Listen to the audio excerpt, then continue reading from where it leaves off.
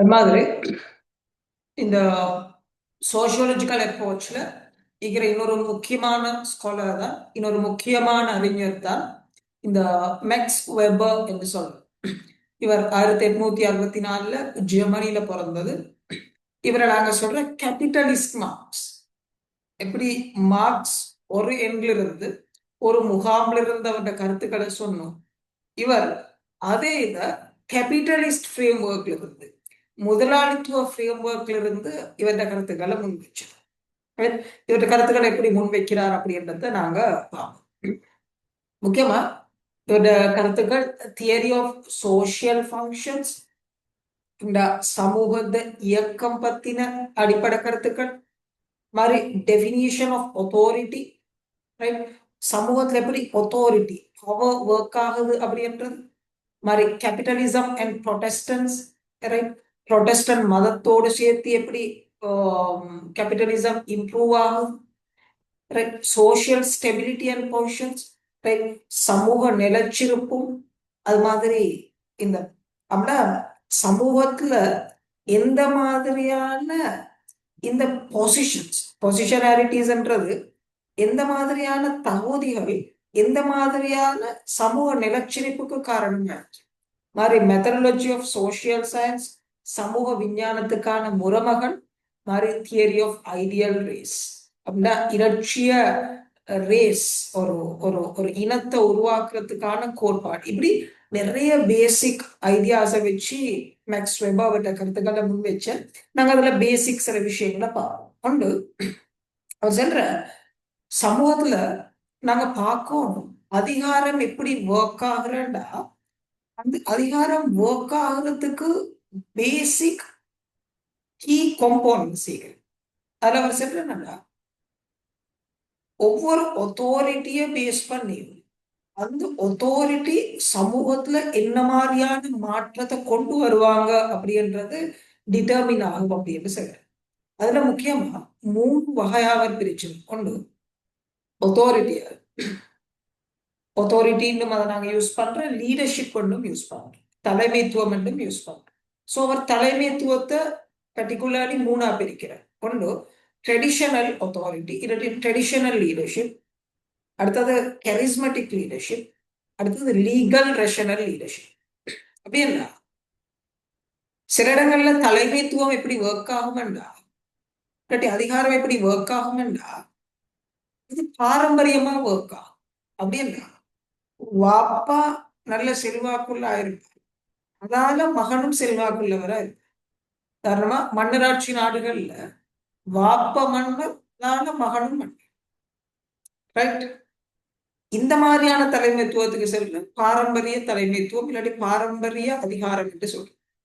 ரெண்டாவது charismatic leadership, right. அப்படின்னா அவங்களோட பேச்சாற்றலான, அவங்களோட குவாலிஃபிகேஷன்ஸ் ஆன, அவங்க கேட்கிற எக்ஸ்ட்ரா டேலண்ட் ஆன, ஒருத்தர் பேசினா கேட்டுக்கொண்டிருக்க, ரைட். அப்படின்னா அவர் ஒரு விஷயத்தை சொசைட்டில மாத்தணும்னு விரும்பினா அந்த மாற்றத்தை செயல்படுத்துற அளவுக்கு ஓராவன்னு அந்த பர்சனாலிட்டி கிட்டே இருக்கு. அதுக்கு நாங்க சொல்ற கரிஸ்மெட்டிக் லீடர்ஷிப். இப்ப ஹிட்லர் இந்த மாதிரியான பர்சனாலிட்டிஸ் எல்லாம் அப்படியான ஆட்கள். அவங்களுக்கு பின்னுக்கால பெரிய அரசியல் பாரம்பரியம் உண்டு. அவரோட உமா பாப்பா பெரிய அரசியல்வாதிகள் இல்லை, ஏழை குடும்பத்தின் வந்தா. பட் அவர்கள பேச்சாட்டுறது, அப்பதால மக்கள் அவரோட பேச்சை கேட்டா கவர்ச்சி கூடும், அப்பதால மயங்குவோம். ஸோ இந்த லீடர்ஷிப்புக்கு நாங்க சொல்ற கரிஸ்மெட்டிக் லீடர்ஷிப், கவர்ச்சிகர தலைமைத்துவம், கவர்ச்சிகர அதிகாரம், ரைட், இந்த மாதிரி சொல்றோம். மூணாவது லீகல் ரேஷனல் லீடர்ஷிப் சொல்றோம், ரைட். இந்த சட்டபூர்வ தன்மை உருவாகிற இந்த அதிகாரம். ஃபார் எக்ஸாம்பிள், ஒரு ஒரு பிரின்சிபலோ இல்லாட்டி ஒரு டிரெக்டரோ, இப்ப அந்த இடத்துல அந்த பெர்டிகுலர் பர்சனுக்கு நாங்க அதிகாரம் நீக்கிறோம்னு சொல்றோம் இல்லை, அந்த பர்சனுக்கு பின்னுக்கால நீக்கிற அந்த பதவி, அந்த அந்த சட்டபூர்வ அந்த பதவி நிலை அப்படின்னா அவர் பிரின்சிபல் என்றதால அவருக்கு கிடைச்சது. இதுக்கு நாங்க சொல்ற லீகல் ரேஷனல் லீடர்ஷிப், ரைட், சட்டபூர்வ தன்மையான அதிகாரம், ரைட். சோ இந்த மாதிரி அவர் சொல்ற சமூக இயக்கம் இந்த மாதிரியான தலைமைத்துவ வடிவங்களால, இந்த மாதிரியான அதிகார பிரயோகங்களால ஒர்க் ஆகுற இந்த மாதிரியான ஒர்க்கிங் ப்ராசஸ், இந்த மாதிரியான செயற்பாட்டு தன்மையில தான் சமூகம் இயங்கும். இந்த சமூக இயக்க பொறிமுறை செயற்படும் அப்படின்னு அவரது விளக்கத்தை அவர் முன்வைக்கிறார். அவர் இன்னொரு முக்கியமான ஐடியா தான். மார்க்ஸ் ஃபெஸ்டிவஸ் என்னதானே, பொருளாதாரம் தான் மத்த விஷயங்கள் எல்லாத்தையும் தீர்மானிக்கும். இவர் அதை கொஞ்சம் மாத்தி சொல்ற. அவர் எப்படி மாத்தி சொல்றா, கிறிஸ்டியானிட்டியில, கிறிஸ்தவ மதத்துல ஆரம்பத்துல இருந்த இந்த உங்களுக்கு தெரியும் ஈசா அலைஹிஸ்ஸலாத்துக்கு போறோம், ப்ரொஃபட் ஜீசஸுக்கு போறோம், அவங்களோட மத பாரம்பரியத்தை நாங்க சொல்ற கத்தோலிக், கேத்தலிசிசம் சொல்ற. இதுல ஒரு பிளவுண்டு வர ஆரம்பிக்கிற 15ஆம் நூற்றாண்டுகள்ல அவங்களுக்கு நாங்க சொல்ற பியூரிட்டானியன்ஸ். அந்த பியூரிட்டன் செய்கிறாங்க. அவங்கள முக்கியமான ஒரு பிரிவு கொண்டு உருவ ஆரம்பிக்கிற புரொட்டஸ்டன்ஸ். அவங்க ஏற்கனவே இருந்த அந்த கத்தோலிக் அந்த பிரீச்சிங், அந்த கத்தோலிக்க அந்த சமய நம்பிக்கைகளுக்கு மாற்றமா நிறைய கருத்துக்களை முன்வைக்க ஆரம்பிக்கிறேன். அதுல முக்கியமா அந்த கத்தோலிக்க அந்த மத பாரம்பரியத்தை உங்களுக்கு தெரியும், அந்த ஃபாதர்ஸ் அந்த இது எல்லாத்தையும் ட்ரெடிஷன்ல பாதிரிமார் அவங்க அந்த செல்வத்தை பணத்தை ஏர்ன் பண்றத அதை ஊக்குவிக்கிறீங்க. அவங்க மொனாஸ்டர்ஸ் ரைட், அவங்க ஒதுங்கி நிக்கிறத ரைட், ஆஸ்டாரிட்டி மெஷர்ஸ் ரைட், எப்பவும் அவங்களோட அன்றாட தேவைகளை நிவர்த்தி செய்து கொண்டு ரைட் அந்த ஆடம்பரமா எல்லாம் வாழ்றத விரும்புறீங்க.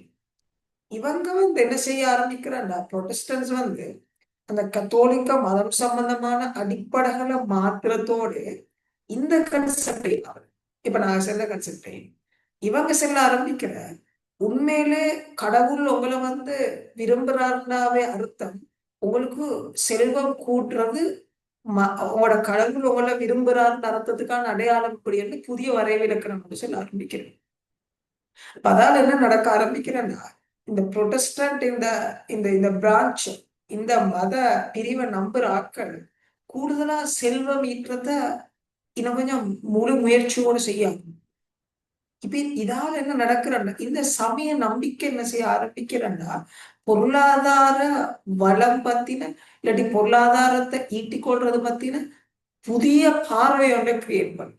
இதைத்தான் இவர் சொல்ற கேபிட்டலிசம் இன் புரொட்டஸ்டன்ஸ். இவர் சொல்றார் பொருளாதார காரணங்களால சமய நம்பிக்கை உருவாகல, சமய நம்பிக்கை காரணமா தான் பொருளாதாரம் உருவாகின அப்படின்னு சொல்றேன். அதான் நாங்க இவரை கேபிட்டலிஸ்ட் மார்க்ஸ் என்று சொல்றோம்.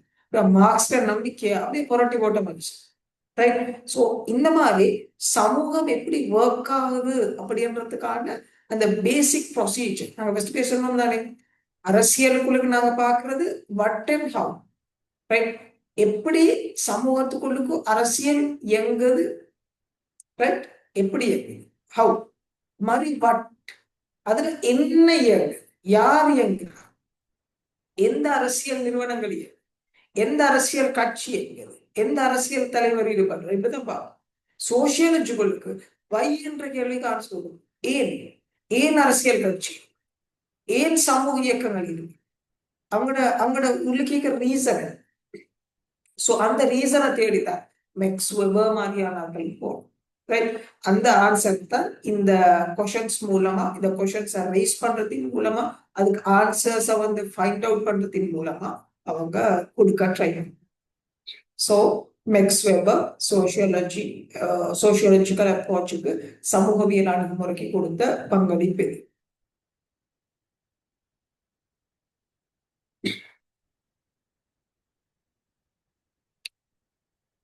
இதுல இன்னொரு முக்கியமான ஆக்கள் தான் இந்த சமூகவியல் அணுகுமுறை பத்தி முன்வச்ச ஆக்கள்ல ஃப்ராங்க்ஃபர்ட் ஸ்கூல் சொல்றோம் ரைட். ஃப்ராங்க்ஃபர்ட்ன்றது ஜெர்மனியில இருக்கிற ஒரு இடம். அந்த இடத்துல உருவாகின ஸ்கூல் நாங்க படிக்கிற ஸ்கூல் இல்ல, நாங்க அதை ஒரு சிந்தன முகாம் என்று சொல்றது, சிந்தன பள்ளி என்று சொல்றோம் ரைட். ஃப்ராங்க்ஃபர்ட் பள்ளி என்று சொல்றோம் ரைட். இது 1928 this was found right, founded 1928, a synthesis of Marxist and Hegelian philosophy. இது பேசிக்கா என்னன்னா, மார்க்ஸ் என்ன சொன்னார்னா பொருளாதாரத்தை பேஸ் பண்ணித்தான் மத்த எல்லாம் இயங்குதுன்னு இவங்க சொல்ல ஆரம்பிச்சது பொருளாதாரம் மட்டும் இல்லை. மார்க்ஸ் சொல்றது சரிதான். பொருளாதாரத்தை பேஸ் பண்ணித்தான் சமூக ரீதியான மாற்றங்கள் எல்லாம் நடக்க ஆரம்பிக்குது. ஆனா அதுக்கு மேலதிகமா சில விஷயங்கள் ஒர்க் பண்ணுது அப்படி என்ற ஒரு விளக்கத்தை கொடுத்தது. ஃபார் எக்ஸாம்பிள், இந்த ரிலீஜியஸ் பாடிஸ் மாதிரி ஸ்டேட் இந்த மாதிரியான மத்த இன்ஸ்டிடியூஷன்ஸ் என்ன செய்யும்டா இந்த பொருளாதார காரணிகளை மட்டும் பேசிக்கா வச்சு இல்லாமலும், ஃபார் எக்ஸாம்பிள் அரசு என்ன செய்யும்டா ஸ்கூல்ஸ்ல சிலபஸ்ல கவர்மெண்ட்டை பத்தின நல்ல அபிப்பிராயங்களை உட்பூத்தி பிள்ளைகளுக்குள்ளுக்கு கவர்மெண்ட்டை பத்தின நல்ல அபிப்பிராயத்தை சின்ன வயசுல இருந்தே கொடுக்கும். அது மாதிரி டிவி கமர்ஷியல்ஸ்ல, டிவி சீரியல்ஸ்ல, மூவிஸ்ல ஒரு விதமான சமூக முறை நல்ல இந்த மாதிரியான சமூக முறை நல்ல இல்லை அப்படின்ட்டு சமூக ரீதியான ஒரு சிந்தனை முறைய உட்புகுத்தி ஐடியாலஜிக்கலி சிந்தனை ரீதியா சமூகத்தை மாற்ற நடைமுறையையும் இந்த அதிகார வர்க்கம் அது மாதிரி அரசு செய்யும் அப்படின்ற விளக்கத்தை கொடுத்தது. அப்படின்னா பொருளாதார முறையால மட்டும் இல்லை, ரைட்? பொருளாதார ரீதியா அடக்குமுறை செய்யறதின் மூலமா மட்டும் இல்லை, இந்த மாதிரியான பொறிமுறைகள் மூலமாகவும் சமூக ரீதியான அடக்குமுறை நடக்கும். அது மக்களுக்கு தெரியாம சொபிஸ்டிகேட்டடா, ரைட், மிச்சம் நுணுக்கமா நடக்கும் அப்படின்ற விளக்கத்தை இந்த பிராங்க்ஃபர்ட் ஸ்கூல்ல சேர்ந்த ஸ்காலர்ஸ் முன்வைக்க ஆரம்பிச்சது. ரைட், இதுல முக்கியமான ஒப்ஜெக்டிவ் என்னதா இருந்தா நம்மளோட நோக்கம் to establish logical institutions necessary to create changes in Marxism, taking forward the initiatives of Kant, Hegel, Marx and Weber. Right? இப்ப ஃபர்ஸ்ட் சொன்ன மாதிரி மார்க்ஸ், வெபர், மேக்ஸ் வெபர், இந்த ஹெகல், காண்ட் இவங்களோட கருத்துக்களை தொடர்ந்து புதிய ஃபார்மேட்ல எப்படி எங்களுக்கு கொண்டு போயிடும் அப்படின்னா மாறி மாற இந்த சமூக கட்டுமானங்களுக்குள்ளுக்கு இவங்களோட ஐடியாஸையும் நாங்க இன்க்ளூட் பண்ணிக்கொண்டு புதிய மாறுபாடுகளுக்கு ஏத்த மாதிரி அப்டேட்டடா, ரைட், எங்களோட சமூகவியல் ரீதியான கருத்துக்களை முன்வைக்கிறேன், சமூகவியல் ரீதியான பிரச்சனைகளுக்கு தீர்வு அப்படி என்றதை பேஸ் பண்ணித்தான் இந்த பிராங்க்ஃபர்ட் ஸ்கூல், பிராங்க்ஃபர்ட் பள்ளி ஸ்டார்ட் பண்ணப்பட்டது. அவங்களோட ஒப்ஜெக்டிவ், அவங்களோட நோக்கம் அதாக தான் இருந்தது. இந்த ஸ்கூல்ல சேர்ந்த முக்கியமான அறிஞர்கள் தான் Max Horkheimer, Theodor Adorno, Herbert Marcuse, Leo Lowenthal, Friedrich Pollock, Erich Fromm, Leo Strauss இவங்கெல்லாம் இந்த ஃபீல்ட்ல சேர்ந்து இந்த திங்கிங் பேரடைமை சேர்ந்த முக்கியமான ஸ்காலர்ஸ், ரைட்? ஸோ இப்ப நாங்க பார்ப்போம் ஒரு சின்ன கேஸ் ஸ்டடியை வச்சு எப்படி சோசியாலஜிக்கல் அப்ரோச் பொலிட்டிக்கல் சயின்ஸுக்குள்ளுக்கு அவங்களோட பங்களிப்பு செஞ்சுக்கிற அப்படின்றத பார்ப்போம். For example, the traditional view of political parties, right? ஒரு அரசியல் கட்சியை பத்தி பாரம்பரியமா எப்படி பார்க்கப்படுறன்னு பார்ப்போம். இந்த பார்க்கப்படுற பார்வைக்கு சமூகவியல் கண்ணோட்டம் பார்க்கிற பார்வைக்கு மேலே இருக்கிற டிஃபரன்ஸை பார்ப்போம். அதால அரசியல் விஞ்ஞானம் எப்படியான பங்களிப்பு சமூகவியல் இருந்து எடுத்துக்கிறேன்னு கொண்டு இந்த பாரம்பரிய ரீதியா எப்படி நாங்க ஒரு அரசியல் கட்சியை பார்க்கிறோம்டா மேலுக்கால எப்படி ஒரு அரசியல் கட்சி எங்கிறன்னு தான் பார்ப்போம். அதோட ஃபார்மல் லீடர்ஷிப், அதுல தலைமைத்துவம் என்னது, பாலிசி பேப்பர்ஸ், அவங்களோட கட்சி கொள்கை பிரகடனங்கள் என்னது, அவங்களோட ஒஃபீஷியல் ப்ரோக்ராம்ஸ், உத்தியோகபூர்வ நிகழ்ச்சி நிரல்கள் என்ன, அவங்களோட ஹிஸ்டரி அண்ட் டைம் லைன், அவங்க எப்போ உருவாகி எப்படி வளர்ச்சி அடைஞ்சாங்க, லெஃப்ட் ஓ ரைட் கேட்டகரைசேஷன், அவங்க வலதுசாரியா இடதுசாரியா, இந்த மாதிரியான மேலோட்டமான அந்த பார்வையைத்தான் நாங்க பாரம்பரியமா பார்ப்போம். வரும் ட்ரெடிஷனல் பொலிட்டிக்கல் சயின்ஸ் ஸ்டடீஸ் த ஃபார்மல் ஷெல், ரைட்? நாங்க பாரம்பரிய அரசியல் விஞ்ஞானத்துக்குள்ளுக்கு அந்த ஃபார்மல் ஷெல்ஸ், அந்த மேலுக்காலிக்கிற அந்த ஓட்டத்தான் பார்ப்போம், ரைட்? அதுக்குள்ள கேட்கிற ஆழமான அந்த வேர் காரணிகள் ஐஸ்பர்க் ஒன்றிக்கும் அந்த ஐஸ்பர்க் மேற்கிக்கிற பாட்டை மட்டும் தான் பார்ப்போம், right? But revealing hidden drivers of party politics, இந்த சோசியாலஜி என்ன செய்யுதுன்னா பாருங்க, sociology interrogates the human dynamics hidden below the surface, right? இந்த மேலோட்டமா இருக்கிறதுக்கு மேலதிகமா ஆழமா வேலை செய்யற இந்த மனித அசைவுகள் பார்க்கணும். ஃபார் எக்ஸாம்பிள், அந்த அரசியல் கட்சி உருவாகிறதுக்கு பின்கால இருக்கிற சோசியல் இன்ஃப்ளூயன்ஸ் யார், ரைட்? எந்த ரிலிஜனை பேஸ் பண்ணி அது உருவாகிக்குது, எந்த காஸ்ட் என்ன சாதியை பேஸ் பண்ணி அது உருவாகிக்குது, என்ன ஜெண்டர், என்ன என்ன பால் வேறுபாடு, என்ன பால் வேறுபாடு சேர்ந்தார்கள், ஆண்களா இதுல டொமினேட் பண்றா இல்லாட்டி பெண்களா டொமினேட் பண்றா மாதிரி, வெல்த் யார் இதை ஃபண்ட் பண்றாங்க, ஸ்பான்சர் பண்றாங்க, இது மாதிரி டீப் மோட்டிவேஷன்ஸ். இந்த அரசியல் கட்சி உருவாகிறதுக்கு இதுல பார்ட்டிசிபேட் பண்றாங்க, ஏன் பார்ட்டிசிபேட் பண்றாங்க, அவங்களுக்கு பின்காலிக்கிற நோக்கம் என்ன, சோசியோலஜிக்கல் அந்த பெர்ஸ்பெக்டிவ் மாதிரி cross roots power dynamics, right? அப்படின்னா இந்த அரசியல் கட்சியில தலைமைத்துவம் உண்டாயிக்கும். ஆனா உண்மையில இந்த அரசியல் கட்சியில அதிகாரத்தை டிட்டர்மின் பண்றது யாரு? ஃபார் எக்ஸாம்பிள், இந்தியா மாதிரியான கண்ட்ரீஸ்ல சில மாநிலங்கள்ல சில அரசியல் கட்சிக்கும் அரசியல் கட்சி தலைமைத்துவம். ஆனா அந்த அரசியல் கட்சியில உண்மையான ஓட்டை பேசிக்கிற அந்த அரசியல் கட்சி எந்த பிரதேசத்தையும் அந்த பிரதேசத்தைங்கிற கூடுதலான சாதியை பின்பற்றார். உண்மையிலே அந்த சாதியில தலைவர் தான் என்ன செய்வார்னா அந்த மக்களுக்கு சொல்லுவார், நீங்க போயிட்டு ஓட் பண்ணுங்க. அப்ப உண்மையிலே அந்த அரசியல் கட்சியில உண்மையான பவரிங்கிற அந்த சாதியில தலைவர் இருக்கு. அப்ப இங்க பாக்குறேன்னா ஒரு அரசியல் கட்சியில தலைமைத்துவம் உண்டாயிக்கணும். ஆனா அதுக்கு பின்னுக்கால இருந்து இந்த கவுரு இழுக்கிறது யார், ரோப்பை யாரு கையில வச்சுக்கணும் அப்படின்ற மாதிரி இந்த டீப்பான விஷயங்களை நாங்க இந்த சோசியோலஜி மூலமா இந்த பொலிட்டிக்கல் பார்ட்டியை படிக்க போல நாங்க யூஸ் பண்ணுவோம். நாங்க புதிய மெத்தட்ஸ இதன் மூலமா என்ன செய்யறோம்னா பொலிட்டிக்கல் சயின்ஸுக்கு இன்ட்ரடியூஸ் பண்றோம் அப்படின்னு எங்களுக்கு விளங்கி கொள்ளு, right?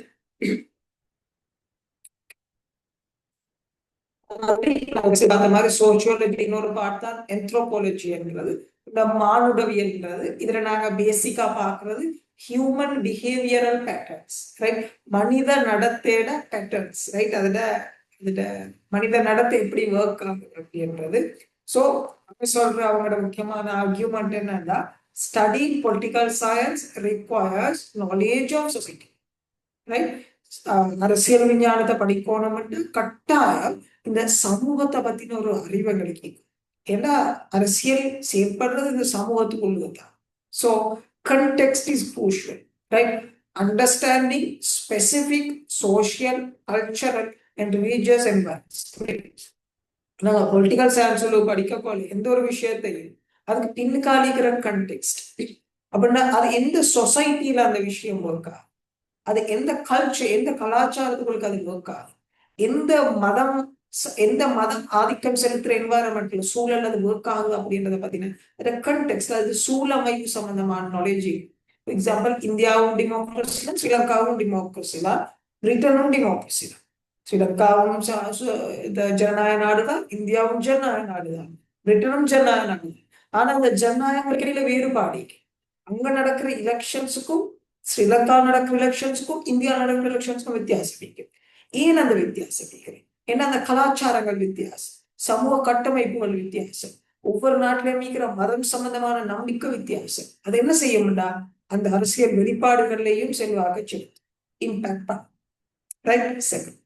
Third, without the cultural soil, we cannot understand the political plan, right? In the cultural soil, right? இந்த இந்த கலாச்சாரம் சம்பந்தமான இந்த விளக்கம் இல்லாட்டி எங்களுக்கு நல்ல வேர்ட் யூஸ் பண்ணிக்குவாங்க, கல்ச்சரல் soil அப்படின்னா இந்த மண் தான், ரைட்? ஒரு தாவரம் வளர்றதுக்கான மண் தான் இந்த கலாச்சாரம். இதுல வளர்ற பிளான்ட் பயிர் தான் இந்த பொலிட்டிக்ஸ், ரைட்? சோ இந்த மண்ணை பத்தி எங்களுக்கு வழங்கல், இந்த மண் என்ன தன்மாண்டு விளங்கலாட்டி அதுல வளர்ற பயிரும் எப்படி என்ன எங்களுக்கு விளங்கலாம் பேத்துரும். சோ அந்த கல்ச்சர்ன்ற அந்த மண்ணை நாங்க விளங்கினாத்தான் பொலிட்டிக்ஸ் பிளாட் எங்களுக்கு அழகா விளங்கி கொள்ளேண்டும் அப்படின்னு இது விளக்கம் சொல்லும். So the inseparable nature of state and society. இங்க சொல்ல வர விஷயம் என்னன்னா, அரசுக்கும் சமூகத்துக்கும் இடையில இருக்கிற இன்செப்பரபிள் நேச்சர், பிரிக்க முடியாத தன்மை. பாருங்க, பொலிட்டிக்கல் சயின்ஸ் சொல்லுங்க, நாங்க எதை பார்ப்போம்? பொலிட்டிக்கல் சயின்ஸ் சொல்லுங்க தனியா ஸ்டேட்டை பத்தி பார்ப்போம், அரசு என்னன்னு பார்ப்போம், அதிகாரம் என்னன்னு பார்ப்போம், அட்மினிஸ்ட்ரேஷன் நிர்வாகம் என்னன்னு பார்ப்போம். அது மாதிரி சோசியாலஜிக்குள்ளுக்கு தனியா சோசியல் ஸ்ட்ரக்சர் சமூக கட்டுமானம் என்னன்னு பார்ப்போம், ஸ்ட்ரட்டிபிகேஷன் சமூக படிநிலை என்னன்னு பார்ப்போம், பியூப்பல் மக்கள் எப்படி ஒர்க் பண்றான்னு பார்ப்போம். ரைட், இந்த ரெண்டும் செப்பரேட்டா ஒர்க் ஆயினாண்டா பாருங்க, பொலிட்டிக்கல் சயின்ஸுக்கு அந்த சோசியாலஜிக்குள்ள கேட்கிற விஷயத்தை நன்மை எடுத்துக்கொள்ளலாம். ஸோ அது ரெண்டும் சேரக்குள்ள பாருங்க, கம்ப்ளீட் பொலிட்டிக்கல் அனாலிசிஸ். ரைட், எங்களுக்கு ஒரு முழுமையான ஒரு அரசியல் வரை விளக்கணத்தை, ஒரு விளக்கத்தை எங்களுக்கு கொடுக்கணும். அந்த ஸ்டேட்ட சோசியல் ஸ்ட்ரக்சரோட சேர்த்து எங்களுக்கு கொடுக்கணும். அந்த பவரை சமூக படிநிலையோட சேர்த்து விளக்கம் கொடுக்கணும். நிர்வாகத்தை மக்கள் எப்படி அதை விளங்கி கொள்றாங்க அப்படின்றதோட சேர்த்து விளக்கம் கொடுக்கணும். So political science inquiry provide the structure, sociology provides the substance. அரசியல் விஞ்ஞானம் என்ன செய்யுதுன்னா கட்டமைப்ப, அந்த அந்த அந்த ப்ளூ பிரிண்ட் எங்களுக்கு தருது. சோசியோலஜி provides the substance. அப்படின்னா அந்த கட்டமைப்புக்கு பின்னால் இருக்கிற அந்த உள்ளடக்கத்தை, அந்த வை என்ற கொஸ்டினுக்கான ஆன்சர், ஏன் இந்த கட்டமைப்பு நிலவுது அப்படின்றதுக்கான அந்த உள்ளடக்கம் பத்தின தெளிவை இந்த சமூகவியல் எங்களுக்கு தருது. So finally, to comprehend the political, one must first comprehend the social. உங்களுக்கு அரசியல்னா என்னன்னு விளங்கி கொள்றதுக்கு, முழுமையா என்ன விளங்கி கொள்றதுக்கு கட்டாயம் ஃபர்ஸ்ட்டுக்கு சோசியல்.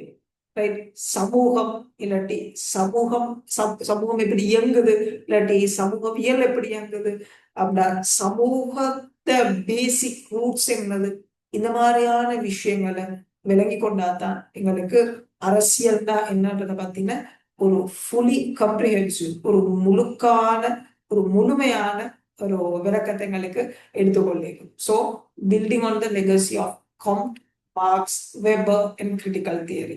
ஸோ இந்த விளக்கத்தை நாங்கள் எடுக்கிறதுக்கு இந்த பார்ட்ல ஆகஸ்ட் கம்ட் என்ன சொன்னு பார்த்தோம், மேக்ஸ் வெபர் என்ன சொன்னு பார்த்தோம், கார்ல் மார்க்ஸ் என்ன சொன்னு பார்த்தோம், அது கிரிட்டிக்கல் தியரியில அந்த பிராங்க்ஃபர்ட் ஸ்கூல். ரைட், இந்த பிராங்க்ஃபர்ட் பள்ளியை சேர்ந்த அறிஞர்கள் என்ன சொன்னது பார்த்தோம். ஸோ இந்த மாதிரியான அறிஞர்கள் சமூகவியல்ல அரசியலுக்குள்ளுக்கு உட்புகுத்தி அரசியல் விஞ்ஞானத்துக்கு சமூகவியல் கண்ணோட்டத்தையும் உள்ளடக்கின ஒரு மிகப்பெரிய பங்களிப்பை கண்ட்ரிபியூஷனை செஞ்சுக்கிற அப்படின்றத எங்களுக்கு விளங்கி கொள்ளையும். ஸோ இதோட எங்களோட 2 அப்ரோச்சஸ் எங்களுக்கு முடிச்சு. ஒரே ஒரு அப்ரோச் இது ஃபெமினிஸ்ட் அப்ரோச்.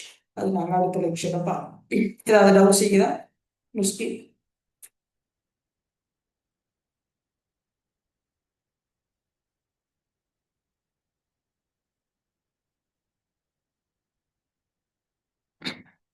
முஸ்கி